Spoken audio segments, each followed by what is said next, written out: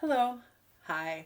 Today I am going to talk about a financial skill that, while it might seem irrelevant in today's digital age, it is actually widely used, and that is the art of writing a check and how to write a check. Here I have my obviously made up fake check, and these are the different components. This is your address, check number, date, pay to the order of, bank name, memo, routing number, account number. But it is very important that you fill out every part that needs to be filled out. If not, the payment could not be processed. The bank might send it back. So it's very important that every part of this check is filled out. So you're going to start with the date. You're going to write the full date. Today's date is 10 30 2023. So you're going to start with that full date. That is the first date that the payment can be made, meaning that is the first day that someone can go to the bank and cash this check. They cannot cash the check if it is post dated. A lot of people used to do that. Now, I don't think that it's a thing that they can get away with because of the electronic payments of the checks ran through. But if someone were to date this for tomorrow and I were to take it into my bank today, then it would not get cashed. Next thing is pay to the order of. This could be any person that you were making the check to. It could be if you were making the check to Santa Claus or the Easter Bunny. It could be for anyone. If you decide that you want to just take money out of the bank and you don't want to do a deposit or a withdrawal slip, then you would just make it out to cash and you would be able to cash it just as if it was like a paycheck. Today I'm going to make it out to myself. So pay to the order of me. And you make sure that you fill this in. It should always be filled in. If this is left blank, anybody could get this check and put their name in there, and then they would be cashed.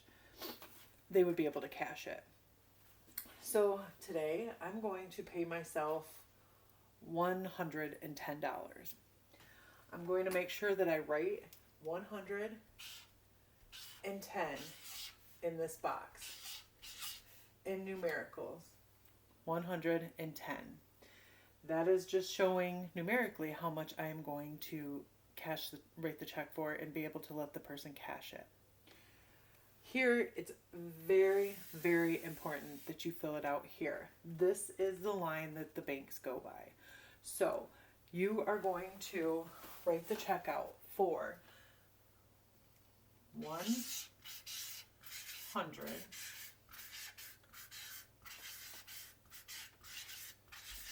and 10,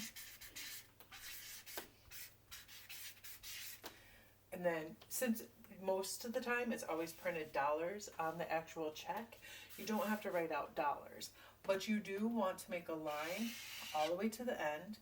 This means that no one could write $110,000 and add an extra zero. This shows that there is nothing between this amount and your cents. So you're going to put 0 over 100 for your cents. Then this is for your information only. I guess not your information only. It would be for you and the person you're paying the check to. If they ask you to put like a property number or the reason why you're doing the check. So here I'm just going to write for fundraiser. So it's kind of a reminder of why I wrote the check when I go to balance my checkbook. So I wrote fundraiser. It is very, very important that you always sign the check. If the check gets to the bank without a signature, then it will not be cashed. This makes this check valid. This is probably the most important part of the check to write, to sign. So you're going to sign here You're going to make sure that you have this written out numerically. You're going to make sure that you have full name of whoever you're writing the check to. And it's very important that when writing your checks, you use pen. If you use pencil, it can be erased and anybody could just change the check. There is a lot of scams out there of alterations of checks. Don't make it any easier for them. The other thing that I see a lot in my job is people don't say they don't know how to sign their name, that they weren't taught how to sign their name. Sometimes we got to take initiative on our own and at least learn how to use cursive and sign our own name. I think that that's very important so that you have your own signature that's unique to you. Some important things to know about a check. This is the routing number. It's always going to be the first number. This is the number that routes the money to your actual bank. The second number is going to be this number, and that's going to be your account. So once the money gets to your bank, it tells it what account to go to. It's always going to be easy to tell what the routing number is because it's always going to be a 9-digit number. All of the Federal Reserve uses 9-digit numbers for their routing numbers. A account number can be many different numbers. It could be 5 to 12. It all depends on the bank and how many accounts that they might have. But that is the basic of writing a check. And I hope you learned something today.